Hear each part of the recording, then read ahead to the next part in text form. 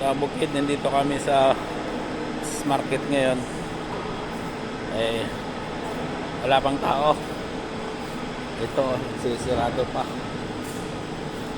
Yung kasama ko. Ayan. Bili kami ng isda. Oh! Ito yung fish market na napakalayo mula sa namin titirahan. Ayan. Mamaya kasi nagsasala kasi dito. So, maghintay pa kami ng mga 30 minutes. Ngayon, mga isda yung taga-bukid to. Ayan. Natakpan pa. May pusit to.